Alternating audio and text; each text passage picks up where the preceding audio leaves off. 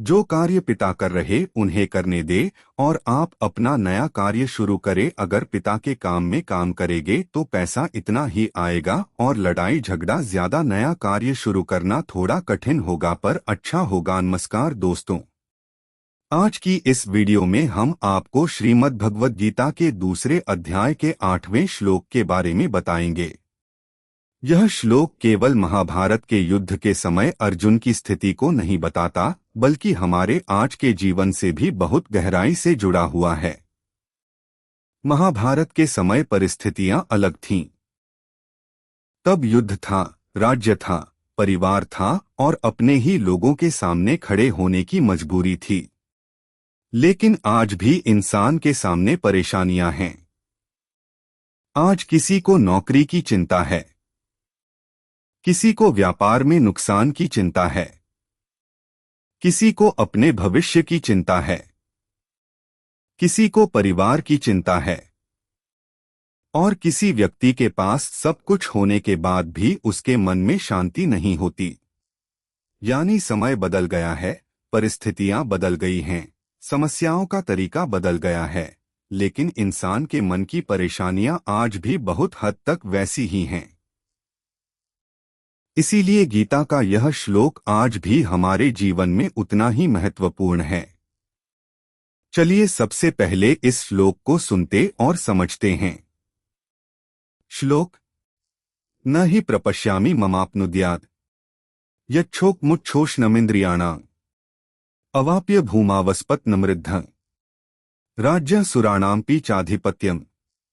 इस श्लोक में अर्जुन भगवान श्री कृष्ण से अपनी मन की स्थिति बताते हुए कहते हैं कि मुझे ऐसा कोई उपाय दिखाई नहीं दे रहा है जो मेरे इंद्रियों को सुखा देने वाले इस गहरे शोक को दूर कर सके। अर्जुन आगे कहते हैं कि अगर मुझे पूरी पृथ्वी का निष्कंटक और समृद्ध राज्य भी प्राप्त हो जाए या मुझे देवताओं के ऊपर भी सर्वोच्च अधिकार प्राप्त हो जाए, तब भी मेरा यह शोक दूर नहीं होगा। अब जरा इस बात को समझने की कोशिश करते हैं। अर्जुन के पास क्या नहीं था? वे एक महान योद्धा थे।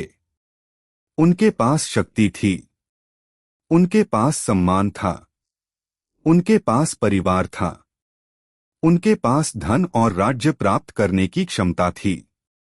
लेकिन उस समय अर्जुन का मन इन सब चीजों से ऊपर उठ चुका था।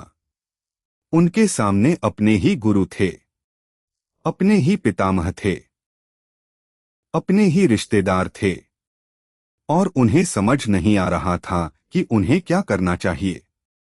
एक तरफ उनका कर्तव्य था और दूसरी तरफ उनके मन में अपने लोगों के प्रति प्रेम और मोह था। इसी कारण अर्जुन का मन इतना परेशान हो गया कि उन्हें युद्ध करना भी गलत लगने लगा। अब अर्जुन यहाँ एक बहुत महत्वपूर्ण बात कहते हैं। वे कहते हैं कि अगर मुझे पूरी पृथ्वी का राज्य भी मिल जाए तब भी मेरे मन का यह दुख दूर नहीं होगा। सोचिए, आज हम में से बहुत से लोग ऐसा सोचते हैं कि अगर हमारे पास ज्यादा पैसा आ जाए तो हम खुश हो जाएंगे। अगर अच्छी नौकरी मिल जाए तो सारी परेशानियां खत्म हो जाएंगी। अगर अपना घर बन जाए तो मन शांत हो जाएगा।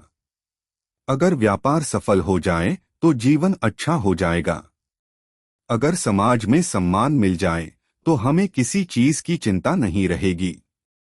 लेकिन क्या वास्तव में ऐसा होता है? कई बार हमें वह चीज मिल जाती है जिसके लिए हमने बहुत मेहनत की थी, लेकिन कुछ समय बाद हमारा मन फिर किसी दूसरी चीज की इच्छा करने लगता है। जिस नौकरी को पाने के लिए हमने मेहनत की, नौकरी मिलने के बाद दूसरी चिंता शुरू हो जाती है। जिस पैसे को कमाने के लिए हमने दिन रात मेहनत की, पैसा आने के बाद उसे बचाने की चिंता शुरू हो जाती है। जिस घर का सपना देखा था, घर बनने के बाद उसकी देखभाल की चिंता शुरू हो जाती है। जिस सफलता का इंतजार था, सफलता मिलने के बाद उसे बनाए रखने की चिंता शुरू हो जाती है। इसका मतलब यह नहीं है कि पैसा, सफलता या सुख सुविधाएं गलत हैं। बल्कि गीता हमें यह समझाती है कि इन चीजों को जीवन का अंतिम समाधान समझना सही नहीं है, क्योंकि बाहरी परिस्थितियां हमारे मन को कुछ समय के लिए सुख दे सकती हैं, लेकिन मन की गहरी समस्या का समाधान केवल बाहरी चीजों से नहीं होता। अर्जुन की स्थिति भी कुछ ऐसी ही थी। उनके सामने राज्य प्राप्त करने का अवसर था, लेकिन उनके मन में इतना गहरा शोक था कि उन्हें राज्य भी अच्छा नहीं लग रहा था। अब इस श्लोक का एक और महत्वपूर्ण पहलू समझते हैं। अर्जुन यह नहीं कह रहे कि उन्हें जीवन में कुछ नहीं चाहिए। वे अपनी समस्या का समाधान चाहते हैं, लेकिन उन्हें समाधान दिखाई नहीं दे रहा। यही वह क्षण है जब अर्जुन भगवान श्री कृष्ण की शरण में जाते हैं। इससे हमें अपने जीवन की एक बहुत बड़ी सीख मिलती है। कई बार हमें समस्या दिखाई देती है, लेकिन उसका समाधान दिखाई नहीं देता। हम बहुत सोचते हैं, बार बार उसी बात के बारे में सोचते हैं, अपने दोस्तों से बात करते हैं, परिवार से बात करते हैं, लेकिन फिर भी मन की उलझन खत्म नहीं होती। ऐसे समय में हमें यह समझना चाहिए कि हर समस्या का समाधान केवल ज्यादा सोचने से नहीं मिलता। कभी कभी हमें अपनी सोचने की दिशा बदलने की आवश्यकता होती है। अर्जुन के जीवन में भी यही हुआ। वे स्वयं अपनी समस्या का समाधान नहीं ढूंढ पा रहे थे, इसलिए उन्होंने भगवान श्री कृष्ण से मार्गदर्शन मांगा। और यहीं से गीता का वास्तविक ज्ञान आगे शुरू होता है। अब इस श्लोक को आज के जीवन से जोड़कर देखते हैं। मान लीजिए किसी व्यक्ति को अपने करियर को लेकर बहुत चिंता है। उसे लगता है कि अगर उसे एक अच्छी नौकरी मिल जाए तो उसकी सारी समस्याएं खत्म हो जाएंगी। वह मेहनत करता है और नौकरी प्राप्त कर लेता है, लेकिन कुछ समय बाद उसे प्रमोशन की चिंता होने लगती है। फिर उसे ज्यादा वेतन चाहिए, फिर उसे दूसरी कंपनी चाहिए, फिर उसे अपने भविष्य की चिंता होने लगती है। इसी तरह कोई व्यक्ति व्यापार करता है। वह सोचता है कि अगर मेरा व्यापार अच्छा चलने लगेगा तो मैं खुश हो जाऊंगा। व्यापार अच्छा चलता है, लेकिन फिर प्रतिस्पर्धा की चिंता शुरू हो जाती है, ग्राहकों की चिंता शुरू हो जाती है, भविष्य की चिंता शुरू हो जाती है। इसका अर्थ यह है कि समस्या हमेशा बाहरी परिस्थिति में नहीं होती। कई बार समस्या हमारे मन की स्थिति में होती है। और यही बात अर्जुन हमें इस श्लोक के माध्यम से समझाते हैं। अब यहाँ एक बात बहुत महत्वपूर्ण है। हमें यह नहीं समझना चाहिए कि गीता हमें मेहनत करने से रोकती है। ऐसा बिल्कुल नहीं है। गीता हमें कर्म से भागना नहीं सिखाती, बल्कि गीता हमें सिखाती है कि कर्म करते समय अपने मन को सही दिशा में रखना चाहिए।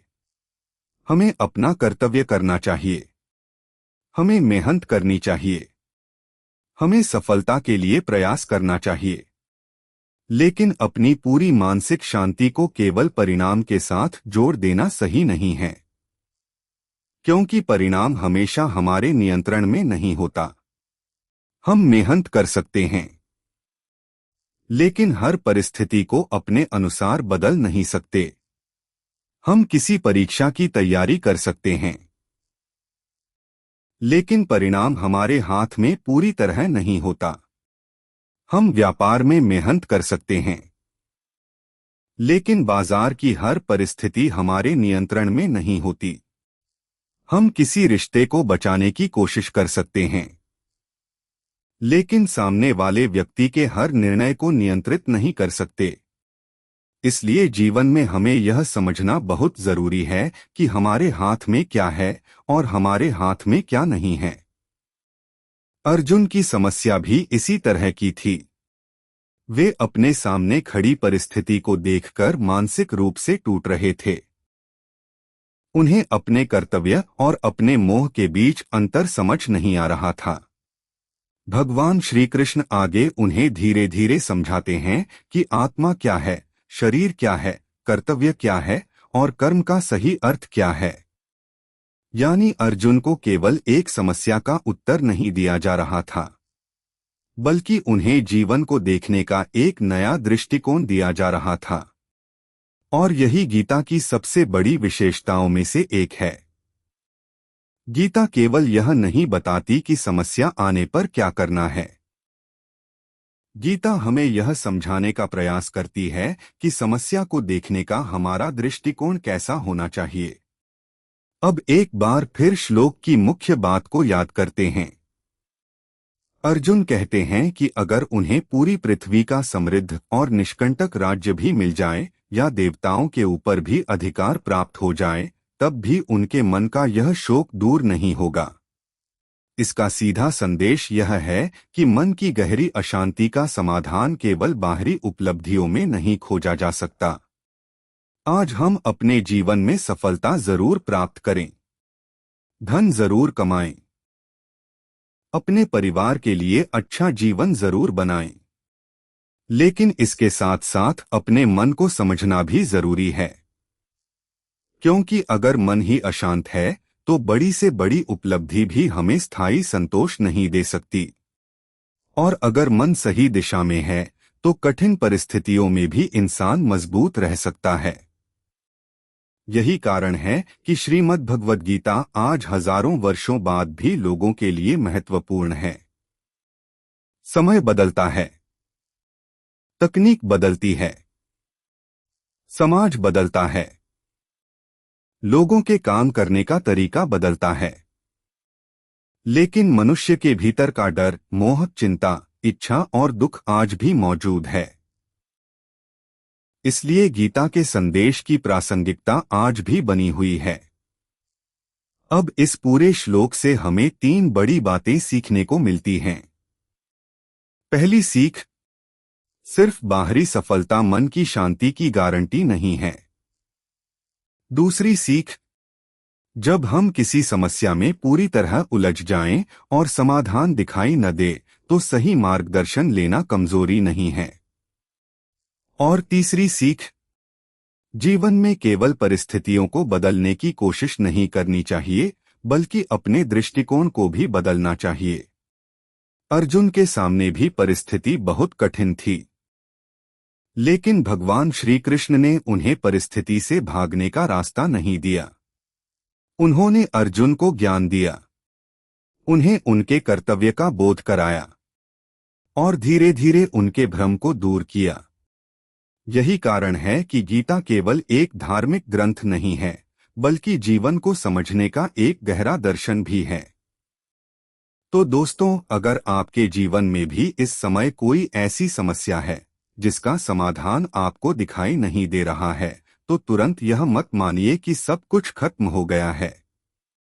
कभी कभी समस्या से ज्यादा जरूरी होता है समस्या को देखने का हमारा नजरिया। थोड़ा रुकिए, शांत होकर सोचिए, अपने कर्तव्य को समझिए और आवश्यकता हो तो किसी सही व्यक्ति से मार्गदर्शन लीजिए। क्योंकि कई बार हमारे सामने रास्ता होता है, लेकिन चिंता और भ्रम के कारण हमें वह दिखाई नहीं देता। अर्जुन के साथ भी कुछ ऐसा ही हुआ था। और भगवान श्री कृष्ण के मार्गदर्शन से वही अर्जुन जो युद्ध भूमि में अपने कर्तव्य को लेकर पूरी तरह भ्रमित हो गए थे, आगे चलकर अपने कर्तव्य को समझ पाए। यही इस श्लोक का हमारे जीवन के लिए सबसे महत्वपूर्ण संदेश है। दोस्तों, अगर आपको भगवद गीता के श्लोकों की ऐसी सरल और जीवन से जुड़ी हुई व्याख्या पसंद आती है तो वीडियो को लाइक जरूर करें और चैनल को सब्सक्राइब करें। क्योंकि हमारी कोशिश है कि हम श्रीमद् भगवद गीता के प्रत्येक श्लोक को केवल पढ़ें नहीं, बल्कि उसे अपने जीवन से जोड़कर समझें। मिलते हैं अगली वीडियो में भगवद गीता के अगले श्लोक के साथ। तब तक के लिए धन्यवाद। जय श्री कृष्ण।